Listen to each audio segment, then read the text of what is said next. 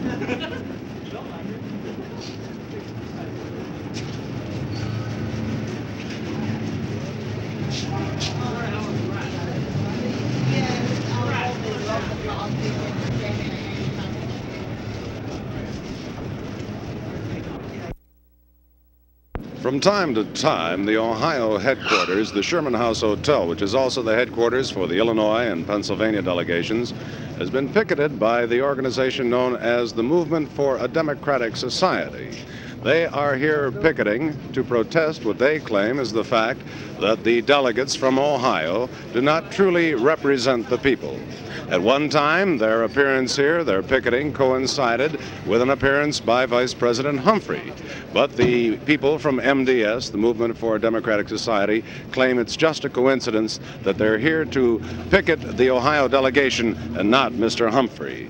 They carried signs that read things like this: "Why do you hide behind barbed wire?" and "Who do you pretend to represent, Mr. Porter?" referring to the Cuyahoga County Democratic Chairman Albert Porter, who is also the national committeeman from the state of Ohio. Whether or not it has any effect on the delegates inside is not known, but we really don't think there is any effect. This is Hugh Daniso, TV5 News, at the Democratic Convention in Chicago.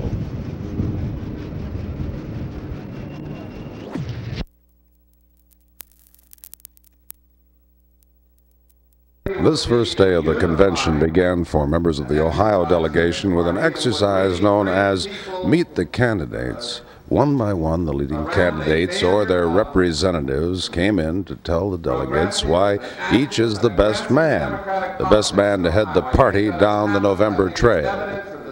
I did not come into this race as a spoiler to carve up Hubert Humphrey or Gene McCarthy. I did not come in as a stalking horse for anybody else in these United States. And I want you to understand that if this nomination does not come my way, I will be backing the nominee of the Democratic Party. I come here before one of the most important delegations at this convention. I think it is true that you can decide whether or not we shall have a victory on the first ballot. I think this is in your hands. And I come to you not to expect your support, but to earn it, to be worthy of it, to merit your support. The delegates listened politely, but it really seems to be sort of a useless exercise. Those already dedicated to one man or another remain dedicated. Those who are uncommitted or those who would switch are waiting for something more than a pretty speech to make them do so. This is Hugh Daniso, TV5 News at the Democratic Convention in Chicago.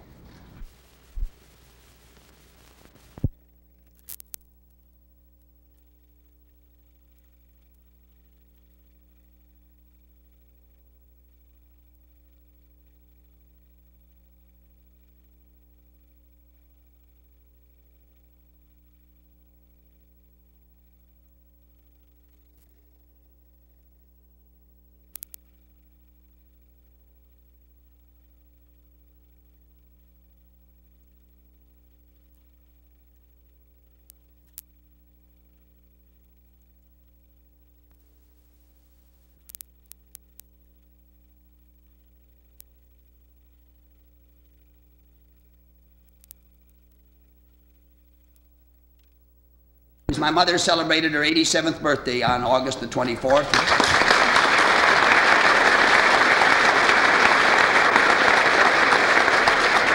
And I went home to see Mom just a few days before, and I said, "Mom, now listen, you know that your son is running for the presidency, don't you?" Yes, she understood that all right.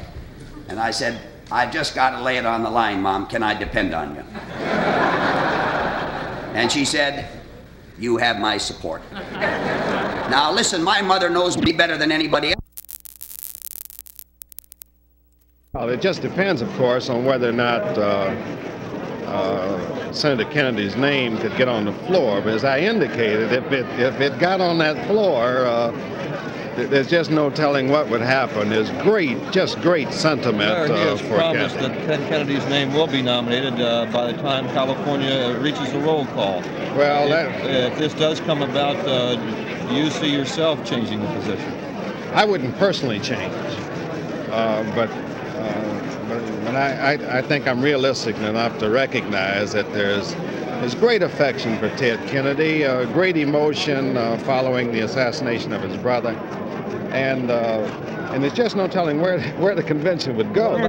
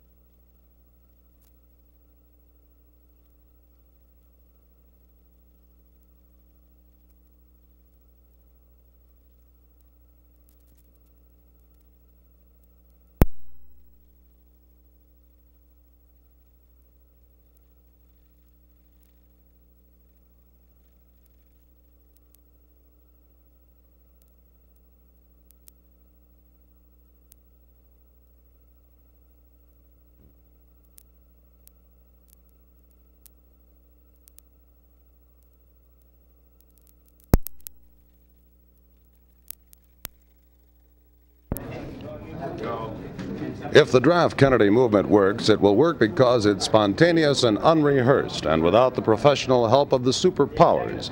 Superpowers like Salinger, Mankiewicz, and Sorensen, and others who have been associated with previous Kennedy efforts.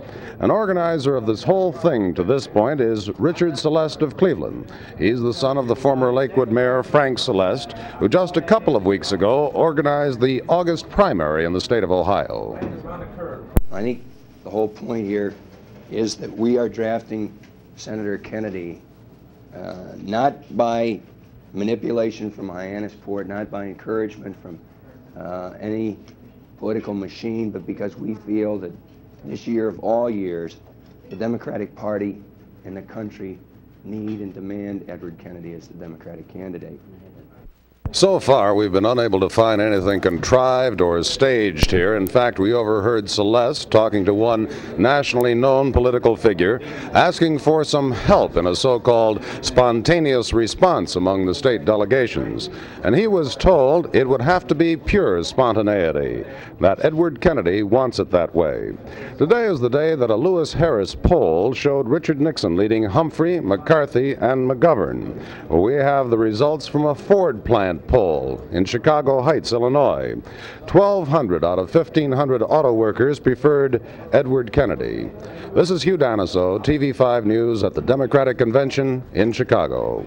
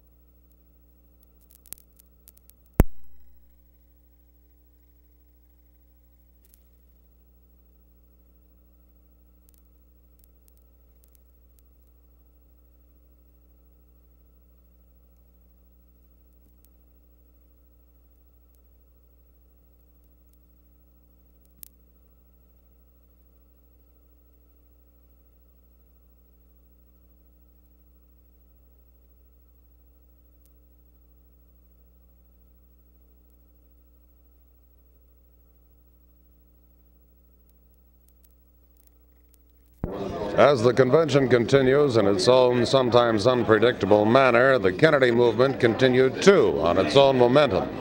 The initial reaction to the news that Ted Kennedy does not want the nomination was one of some shock.